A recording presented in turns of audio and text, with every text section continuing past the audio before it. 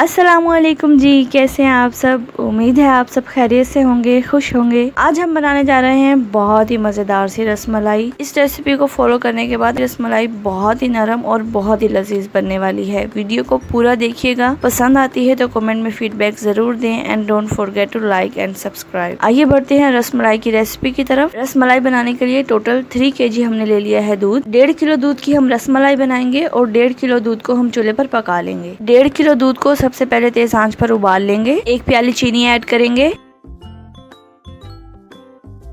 बादाम पिस्ते ऐड करेंगे बारीक कटे हुए, सही से मिक्स करेंगे और फिर 1.5 किलो दूध को आधा किलो रह जाने तक दरमियानी आंच पर बहुत अच्छे से पका लेंगे।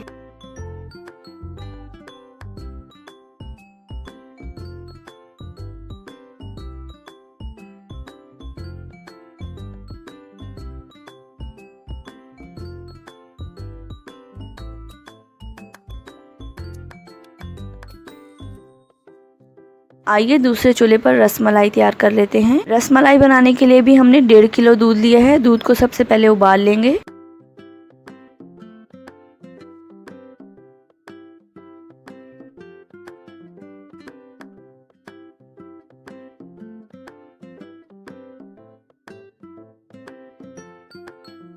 चूल्हे से उतारकर उबलते हुए दूध में 2 चाय का चम्मच लेमन जूस ऐड करेंगे। लेमन जूस ऐड करने के बाद आप देख सकते हैं दूध फटना शुरू हो चुका है। 2 से 3 मिनट में दूध बहुत अच्छे से फट जाएगा।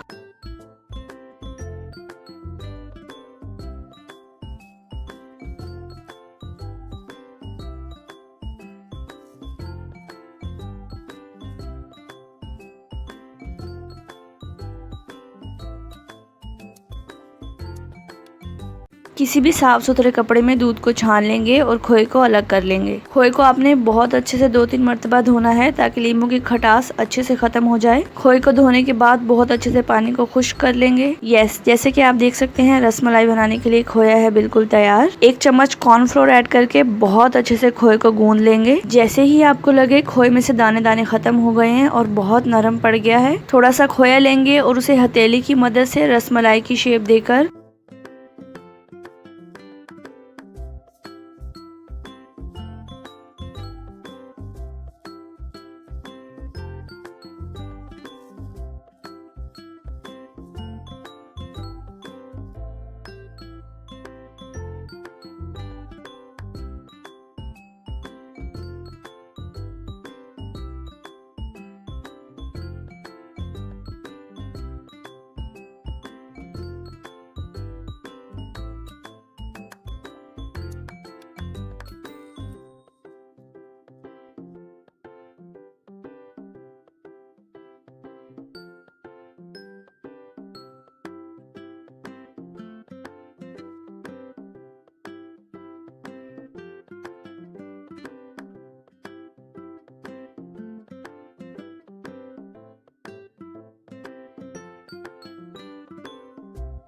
खोए को रसमलाई की शेप देने के बाद किसी बर्तन में 1.5 गिलास पानी लेंगे। 1 प्याली चीनी ऐड करके शीरा बना लेंगे।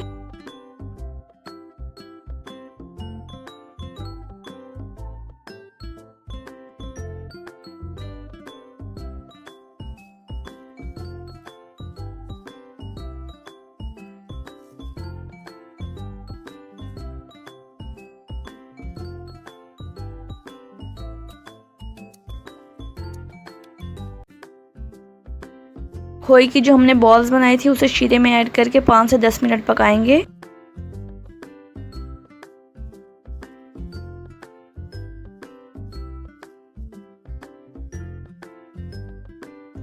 पाँच से 10 मिनट पकाने के बाद रसमलाई को शीरे से अलग कर लेंगे।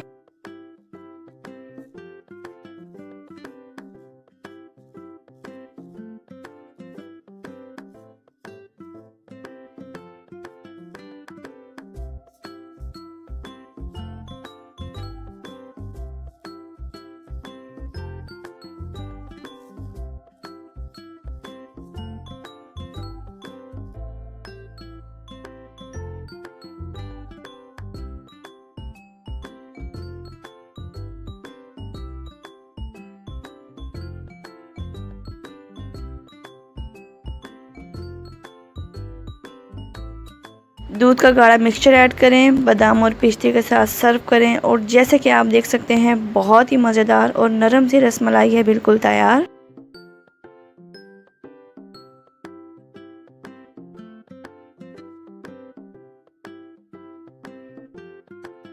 ریسیپی کو ضرور ٹرائی کیجیے گا، امید کرتی ہوں آپ کو یہ ریسیپی بیحد پسند آئے گی۔ ملتے ہیں میری نیکسٹ ویڈیو میں، تب تک کے لیے اپنا بہت سارا خیال رکھیے، دعاؤں میں یاد رکھیے۔